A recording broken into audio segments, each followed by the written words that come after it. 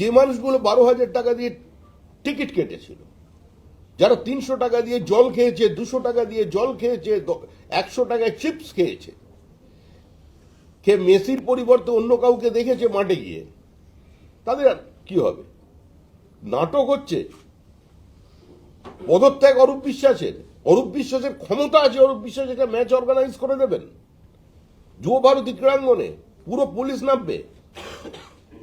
Diamond Harbour football club, মোহনবাগানের তো উচিত, আমি আবেদন করব মোহনবাগানের প্রত্যেকটা সমর্থকের কাছে, প্লেয়ারের কাছে, যে মোহনবাগানের সঙ্গে একটা স্বাধীনতা সংগ্রামের একটা নির্দিষ্ট অতীত জড়িয়ে আছে, একটা ঐতিহ্য আছে।